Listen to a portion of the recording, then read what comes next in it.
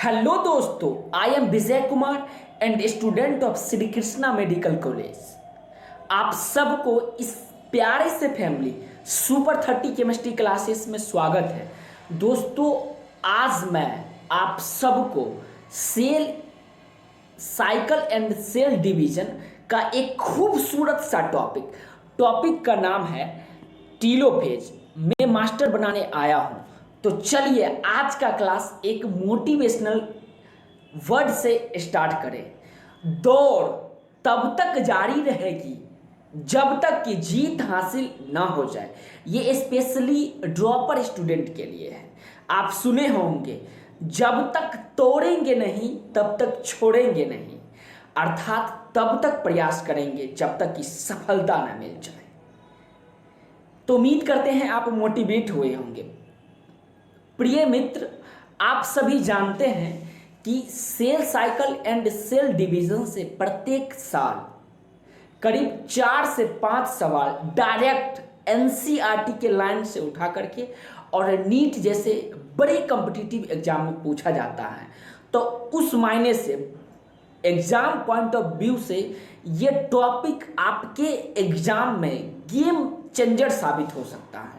अभी तक जो भी पढ़े थे उसका एक क्विक रिकैप ले लेते हैं। कल के क्लास में दोस्त हम लोग पढ़े थे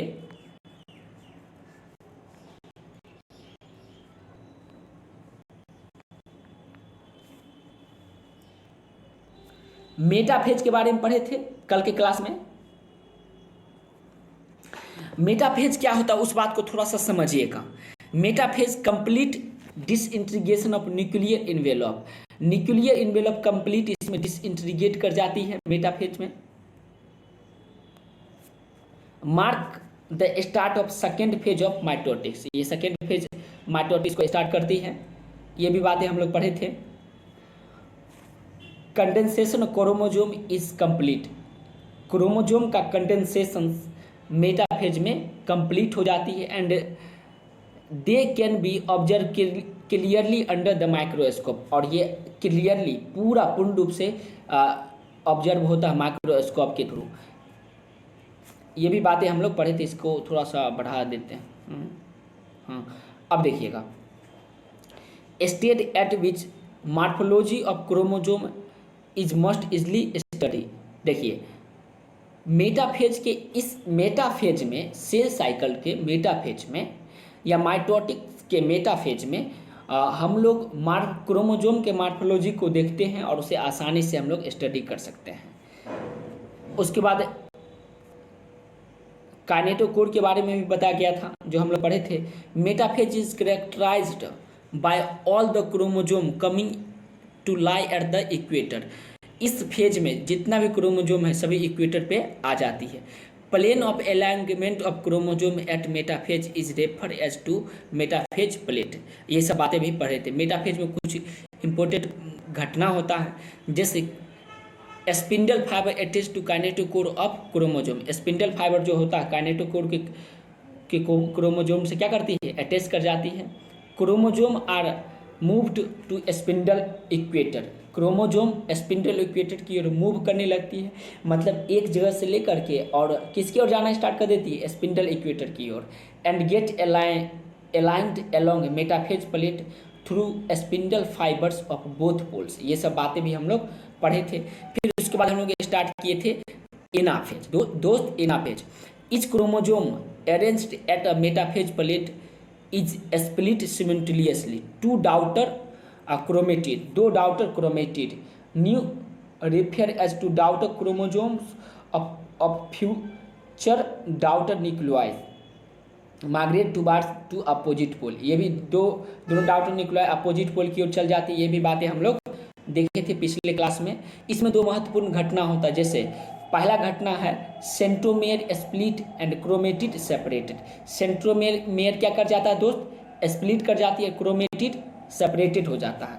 chromatid move to opposite pole और क्रोमेटिड क्या होता है, मूव करने लगती है अपोजिट पोल की ओर। इस सब बात को हम फिगर के द्वारा आपको समझाने का प्रयास करते हैं। ये देखिए फेज, ये जो है पहला, ये है early prophase.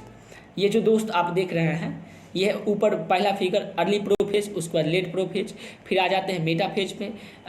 Transition to metaphase, metaphase की ट्रांजिट करने लगती है इसमें। और ये क्या है, मेटाफेज का ये पूर्ण फिगर है। उसके बाद हम लोग देखे थे एनाफेज तक देख लिए थे, और आज की क्लास में हम लोग पढ़ेंगे काफ़ी डिटेल से टीलोफेज। मतलब ये फिगर आप ध्यान रखिएगा, ये जो फिगर है इसी फिगर के बारे में काफ़ी डिटेल से हम लोग देखेंगे। तो चलिए करते हैं टीलोफेज। ध्यान से ध्यानमग्न होकर इस बात को सुनिएगा। मैं एनसीईआरटी की प्रत्येक लाइन को काफ़ी डिटेल से आपको बताऊंगा। टॉपिक का नाम बोलिए दोस्त, टीलोफेज। देखिए, यूँ तो ऑनलाइन में एक साथ लाखों बच्चे पढ़ रहे हैं, लेकिन आपको फील करना है कि इस क्लासरूम में सिर्फ और सिर्फ आप हैं और हम हैं। मैं आपको एनसीईआरटी का प्रत्येक लाइन को काफ़ी डिटेल से एलाबोरेट करके पढ़ाऊंगा, और उस लाइन से अभी ही मैं आपसे सवाल भी पूछूंगा, तब आप एनसीईआरटी पूर्ण रूप से समझ पाएंगे। पहला लाइन पढ़िए, at the beginning of final stage of karyokinesis that is telophase. देखिए, टीलोफेज जो होता है कैरियोकाइनेसिस का फाइनल स्टेज होता है। इस बात को जानने के लिए आपको एनसीईआरटी का पेज नंबर 163, उसमें एक फिगर दिया गया है, फिगर नंबर 10.1 आप निकालिए। मैं आपको इसी में दिखा देता हूं, देखिए वो कहाँ है। सबसे शुरू में ये देखिए सेल साइकिल है ना दोस्त, सेल साइकिल को मुख्य रूप से दो भाग में हम लोग बांटे थे। पहला पार्ट का नाम क्या था, इंटरफेज। पहला का नाम क्या था दोस्त, इंटरफेज, ये इंटरफेज। और उसके बाद एम फेज को हम लोग माइटोटिक फेज भी कहे थे। इंटरफेज को हम लोग पढ़े थे, इंटरफेज को क्रमशः G1, S एंड G2 तीन फेज में बांटा गया था। मैं आपसे ही पूछ रहा हूँ, मैं इस बात को काफ़ी डिटेल से पढ़ाया हूँ। आप प्ले लिस्ट में जाकर के और पूर्ण लेक्चर आप देख सकते हो। उसके बाद हम लोग स्टार्ट किए थे एम फेज का दूसरा नाम क्या था दोस्त, माइटोटिस फेज भी था। एम फेज को फर्दर कैरियोकाइनेसिस एंड साइटोकाइनेसिस में बांटे थे। कैरियोकाइनेसिस में फर्दर कितना फेज था, 4 फेज था। कैरियोकाइनेसिस में पहला था प्रोफेज, फिर मेटाफेज, फिर एनाफेज एंड आज पढ़ेंगे टीलोफेज। तो कहा गया है कि ये कैरियोकाइनेसिस का लास्ट फेज है। तो उम्मीद करते हैं इस लाइन का मतलब आपको समझ में आया होगा। एम फेज माइटोटिक्स फेज को दो भाग में बांटा गया था। पहला का नाम बोलिए तो बिल्कुल सही, कैरियोकाइनेसिस, और दूसरा को दोस्त साइटोकाइनेसिस। कैरियोकाइनेसिस को भी फर्दर 4 भाग में बांटा गया था। पहला का नाम प्रोफेज, मेटाफेज, एनाफेज। ये सब के बारे में काफ़ी डिटेल से पढ़े थे। आज पढ़ेंगे इसी टीलोफेज के बारे में। एक बार मैं फिर से आपको दिखा दूँ, ये जो टीलोफेज है इसी के बारे में पढ़ेंगे। ये साइटोकाइनेसिस का क्या फेज है, लास्ट फेज है। सॉरी, कैरियोकाइनेसिस का लास्ट फेज और साइटोकाइनेसिस का प्रारंभ। साइटोकाइनेसिस से पहले और कैरियोकाइनेसिस के सबसे लास्ट वाला ये फेज है। तो उम्मीद करते हैं ये बातें आप समझ गए होंगे। अब चलिए एनसीईआरटी के उस पेज पे हम लोग जाते हैं।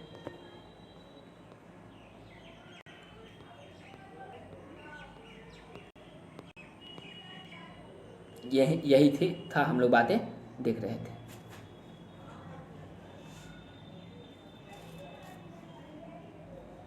तो देखिएगा दोस्त, टीलोफेज नहीं, टीलोफेज के बारे में हम लोग पढ़ रहे थे। At the beginning of final stage of karyokinesis, final stage of karyokinesis that is telophase.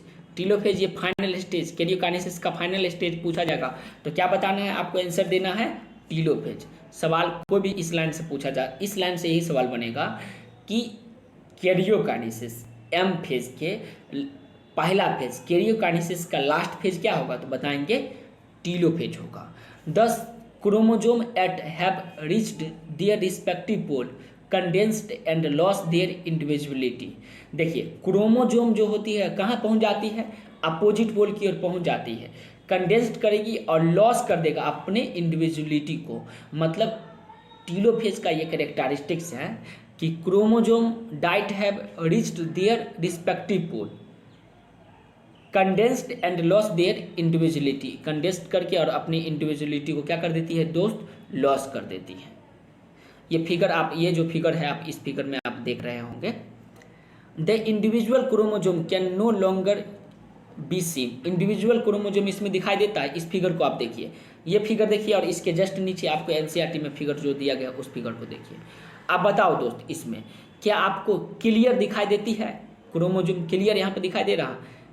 इसमें कोई क्लियर क्रोमोजोमल मटेरियल दिखाई नहीं देती है। Each set of chromosome material tends to collect at each of the two poles। जो NCERT के figure number 10.2 का D, ये फिगर नंबर 10.2 का डी है, इसमें यह दिया गया है। This is the state which show the following की इवेंट। टीलोफेज में ये सब की इवेंट होता है, इसी बात को हम लोग देखेंगे। टीलोफेज में ये सब परिघटना होता है। यहाँ से नीट में सवाल पूछा जा सकता है। Chromosome cluster at opposite end their identity is lost as discrete element. Chromosome cluster जो होता है अपोजिट स्पिंडल पोर्ट पे चल जाती है और अपने आइडेंटिटी को लॉस्ट कर देता है। मतलब उदाहरण के लिए समझिए कि मान लीजिए आप एक स्टूडेंट हो। आप क्या हो दोस्त? एक स्टूडेंट हो। और जब आप पढ़ाई लिखाई आपका ख़त्म हो जाती है, गांव समाज में मिल जाते हैं, तो आपकी स्टूडेंट लाइफ की आइडेंटिटी तो ख़त्म हो जाता है ना। क्या पढ़ने में तेज़ था या कमज़ोर था, कोई आपको देखता है? अरे तुम समाज में अब सामाजिक जीवन जी रहे हो, तो उस समय स्टूडेंट लाइफ का जो भी बातें था वो तो लॉस्ट कर देते हैं ना। ठीक वैसे ही telophase cluster as opposite spindle port. Telophase cluster जो होता है अपोजिट स्पिंडल पोर्ट पे चल जाती है और अपने आइडेंटिटी को क्या कर देता है? लॉस्ट कर देता है। Chromosome cluster opposite spindle port पे जा कर के और अपने आइडेंटिटी को खो देता है। तो इस लाइन से सवाल यही पूछा जा सकता है कि क्रोमोजोम जो होता है अपने आइडेंटिटी को किस फेज में लॉस्ट कर देती है? तो बोलेंगे टीलोफेज में। कौन सा फेज होगा दोस्त? टीलोफेज।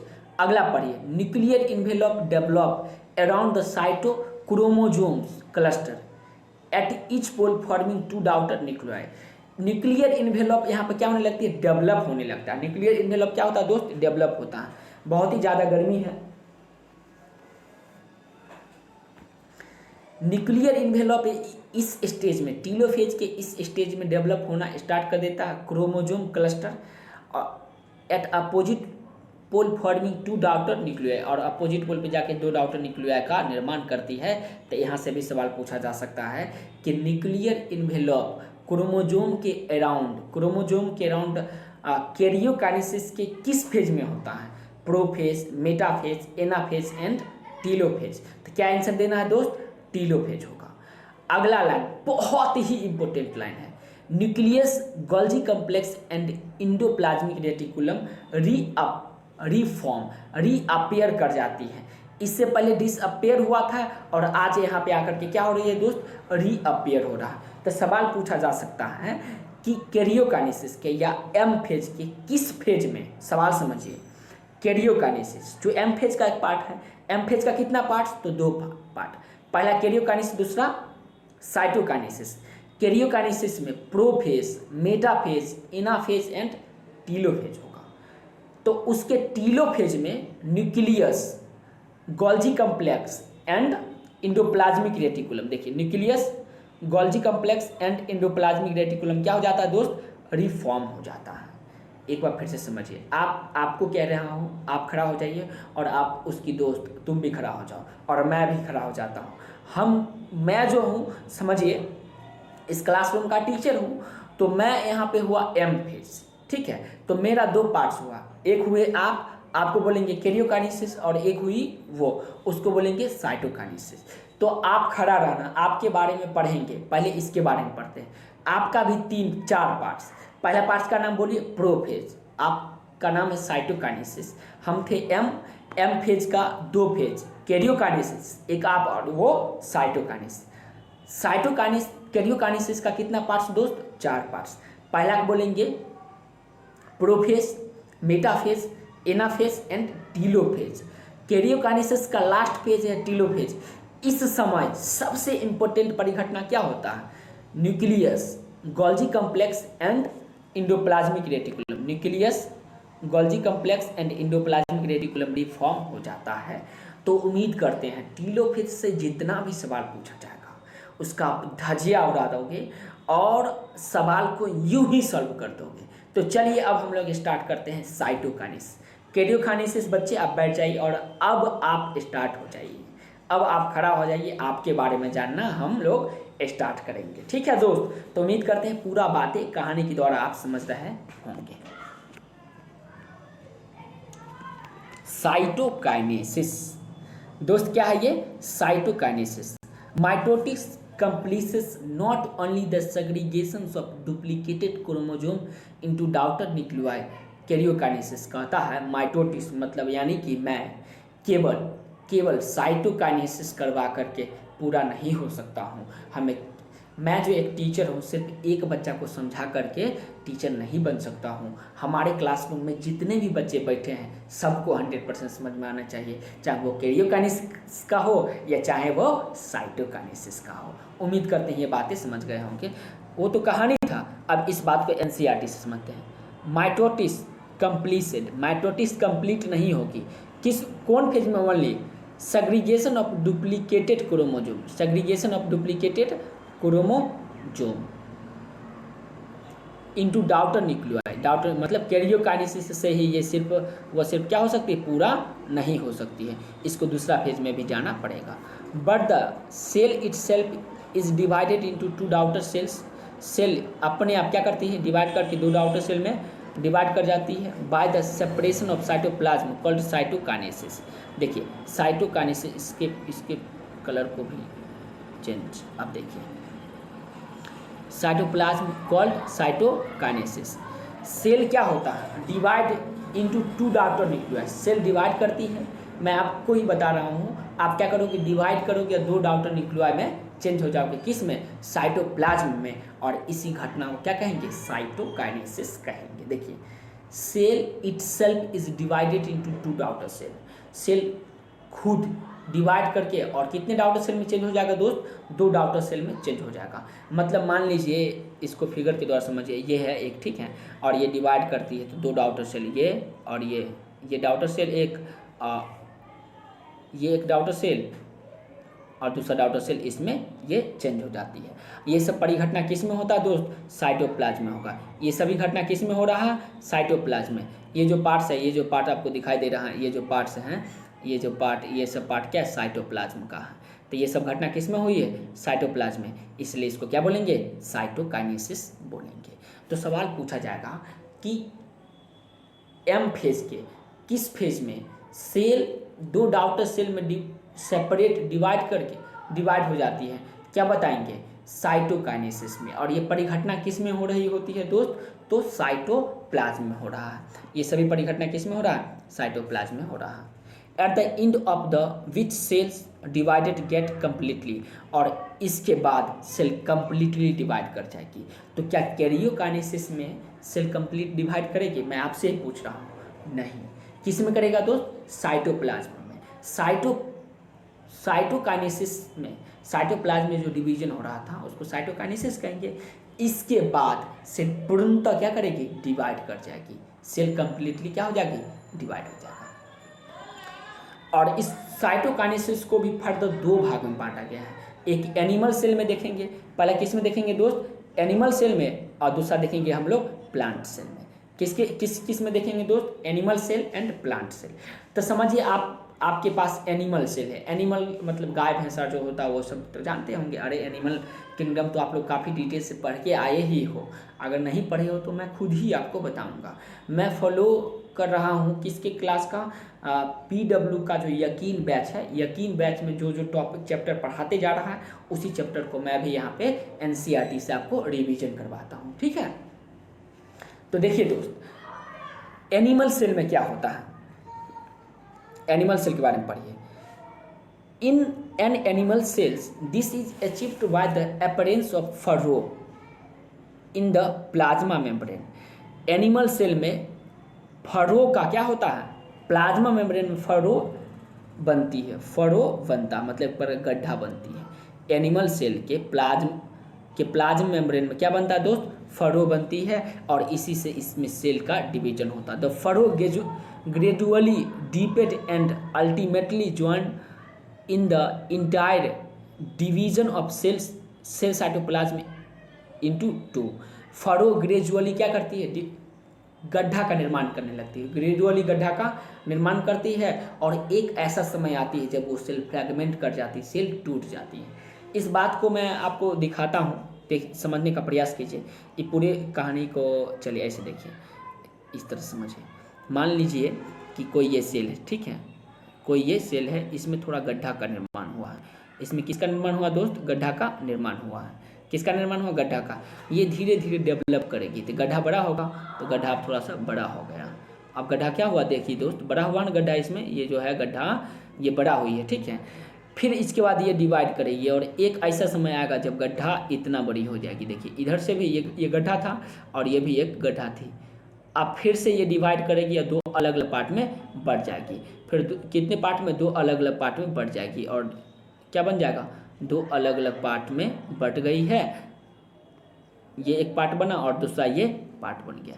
पहला पार्ट देखिए, पहला ये था नहीं, इसमें फरो बना मतलब गड्ढा बना, फिर ये डिवाइड करके और गड्ढा और बड़ा हो गया, फिर गड्ढा धीरे धीरे बड़ा हो गया, और देखिए अब लास्ट टूटने के कगार पे पहुंच गई है, और ये टूट करके दो सेल का निर्माण कर लेती है, दो सेल का, न्यू सेल का निर्माण कर लेती है। ये पेरेंटल सेल बोलेंगे, और ये क्या बोलेंगे, डॉटर सेल बोलेंगे। इसमें क्या बोलेंगे दोस्त, डॉटर सेल बोलेंगे। अमीबा में भी कुछ इसी तरह से क्या होता है, देखते होंगे आप, डिवीजन अमीबा में क्लास 12 के पहला चैप्टर में पढ़ना होता है। तो एनिमल सेल में फरो क्या होती है, डिवाइड करती है, और वही लास्ट जाकर के सेल को डिवाइड करके और दो डॉटर सेल में चेंज कर देती है। तो उम्मीद करते हैं ये बातें आपको समझ में आया होगा। ध्यान रखिएगा, फरो के द्वारा मतलब गड्ढा बनती है, उसी के द्वारा ये सब घटना घटित होती है। किस सेल में, पानी पी लेते हैं।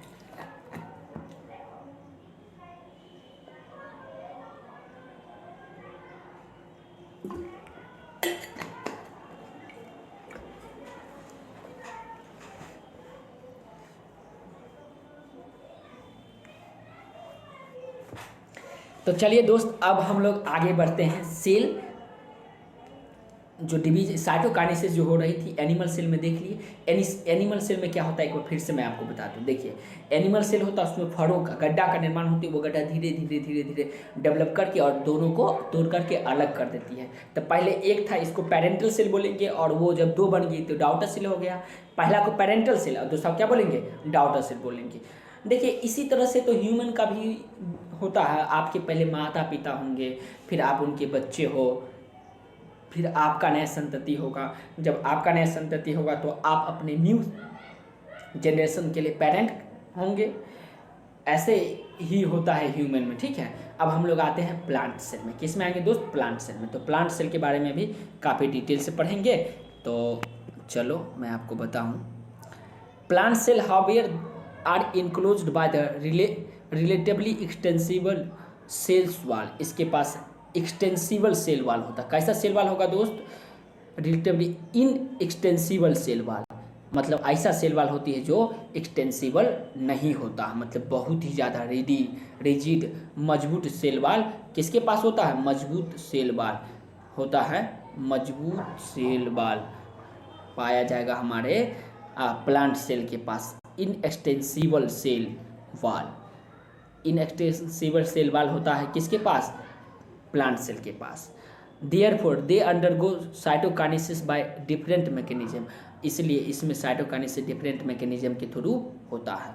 अच्छा, उसमें फरो फॉर्मेशन हुआ था और इसमें फरो फॉर्मेशन पूछेगा नहीं होती है, क्यों, क्या बताएंगे, क्योंकि इसके पास इनएक्सटेंसिबल सेल वाल होता है, जिसके कारण इसमें फरो का फॉर्मेशन नहीं होती है। एनिमल सेल में फरो का फॉर्मेशन हुआ था, क्योंकि उसके पास एक्सटेंसिबल सेल वाल, उसके पास सेल वाल प्लाज्मा मेम्ब्रेन था नहीं, इसमें सेल वाल होता है इनएक्सटेंसिबल होता है, एक्सटेंसिबल नहीं होती है, जिसके कारण इसमें अलग प्रकार के undergo cytokinesis by different mechanism, इसमें डिफरेंट मैकेनिज्म होगा, तो उसी मैकेनिज्म को हम लोग पढ़ेंगे। In plant cell wall formation start in centre of the cell and grow divided to meet the extensive lateral wall। इसका मतलब क्या हुआ, देखिए उसमें बाहर से गड्ढा बना था, इसमें अंदर से ही स्टार्ट हो जाता, मतलब सेंटर से ही। मान लीजिए ये एक चलो इसका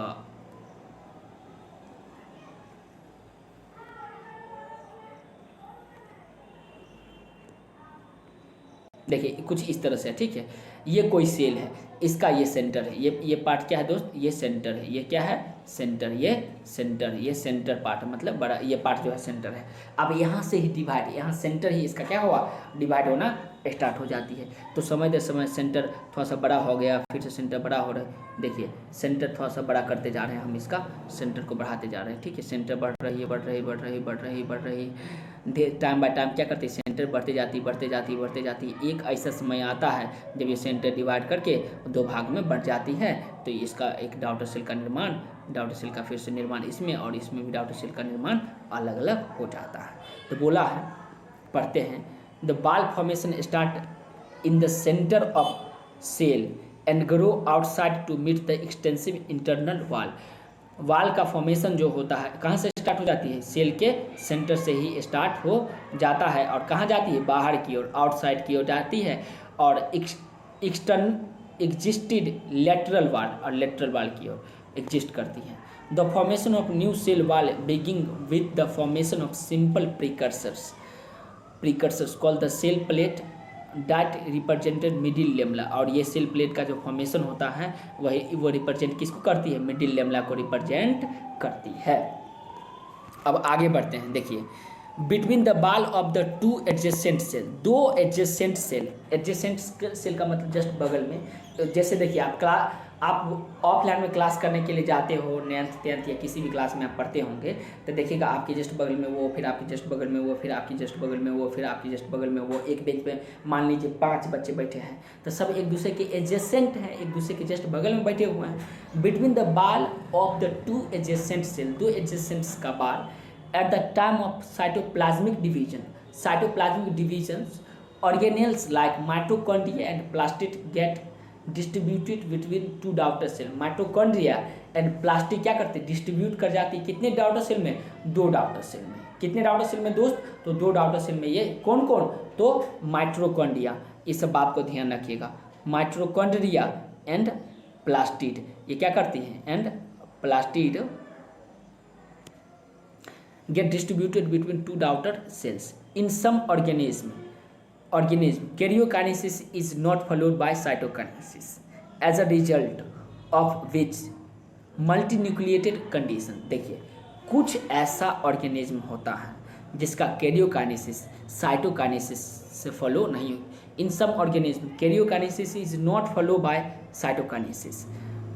कैरियोकाइनेसिस जो होता है साइटोकाइनेसिस को फॉलो नहीं करती है, और उस कंडीशन में उसमें मल्टीन्यूक्लियस का निर्माण हो जाता है।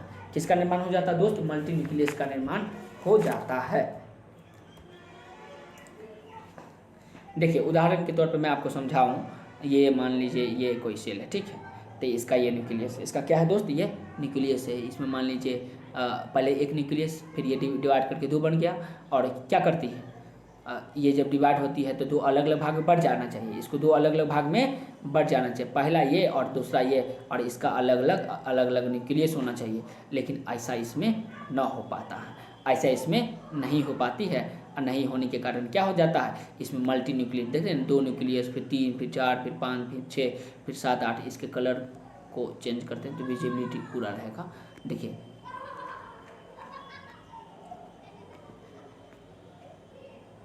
ये देखिए अलग अलग न्यूक्लियस का इसमें निर्माण हो जाती है, इसी बात को बताया गया था। फॉर्मेशन ऑफ सिंसाइटियम, और सिंसाइटियम का निर्माण हो जाती है जो किसमें होता है, liquid endosperm in coconut liquid endosperm of coconut में ये सब होता है। इसके बारे में, इस टॉपिक के बारे में हम लोग क्लास 12th में sexual reproduction in flowing plants में काफ़ी डिटेल से पढ़ेंगे। ये घटना होती है कोकोनट में, किसमें होता है दोस्त, लिक्विड इंडोस्पर्म ऑफ कोकोनट में सिंसाइटियम कंडीशन, मल्टी न्यूक्लिएटेड कंडीशन का निर्माण होता है।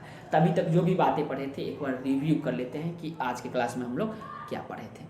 सबसे पहले दोस्त स्टार्ट किए थे टीलोफेज, नहीं टीलोफेज में देखे थे ये कैरियोकाइनेसिस का लास्ट फेज होता है, नहीं टीलोफेज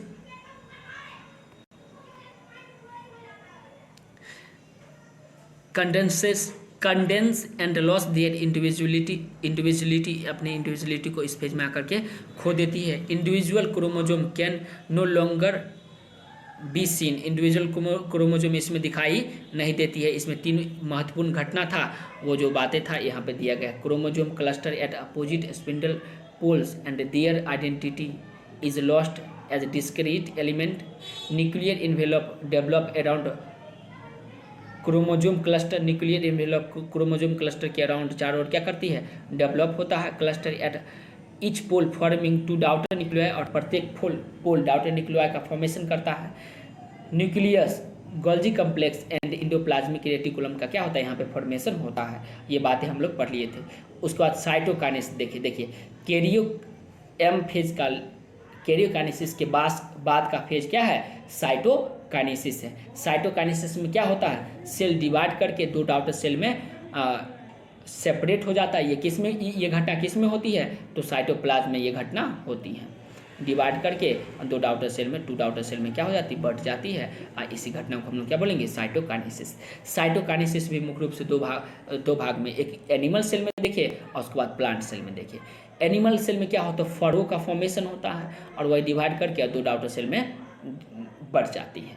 उसके बाद प्लांट सेल में क्या होता है, तो इसके पास इनएक्सटेंसिबल सेल वॉल होता है, जिसके कारण इसमें फरो का फॉर्मेशन नहीं होती है।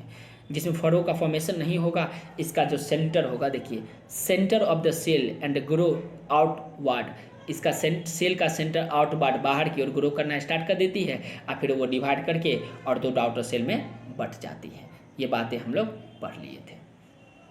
सेल प्लेटा का फॉर्मेशन करता है। मल्टी न्यूक्लिएटेड कंडीशन किस में देखने को मिलता है, तो कोकोनट में देखने को मिलता है। तो उम्मीद करते हैं आज का क्लास आपको डिटेल में समझ में आया होगा। यदि कोई प्रॉब्लम है तो आप उसे कमेंट बॉक्स में मेंशन कीजिए, ताकि दूसरे वीडियो में मैं उसे डिटेल से बताऊंगा।